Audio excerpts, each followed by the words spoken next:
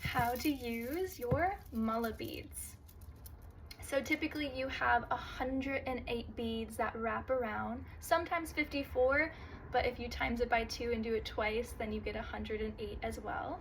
And then you have an additional bead at the very end with usually a tassel attached to it. This is often used as a tool for mantra sadhana, so sacred sound repetition, something that you repeat. And so you have a mantra that you repeat over and over and over again with each bead that you pass. And so the architect, everything matters in this tradition. So we have Hasta, which is the architect of your hand, and how you hold the mala beads matter.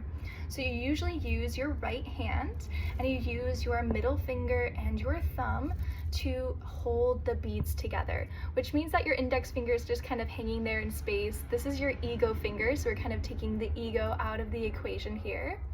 And the first bead would be the one right next to the guru bead, that extra additional bead there. And you clamp it down. The other fingers can just rest there, and you walk your way down one bead at a time with a mantra that you repeat over and over and over again.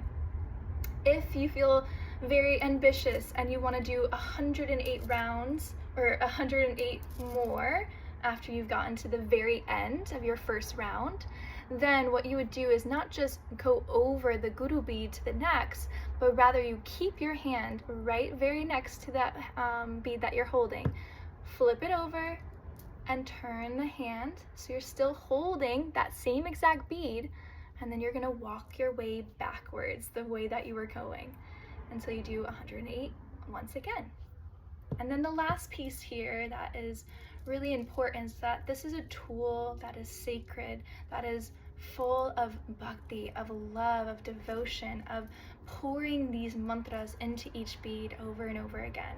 And so traditionally you wouldn't wear it like you would jewelry. It's not for aesthetics, it's not for what it looks like on the outside, but rather you would take the guru bead with the tassel sometimes attached and place it to the back of your neck, and then taking the rest of the beads and tucking them into your clothing. And so that way they are in contact with your skin and close to the heart space, right? So hopefully you receive all the medicinal benefits and you have the sense of sweetness close to you always. I hope this was helpful. Thank you for listening.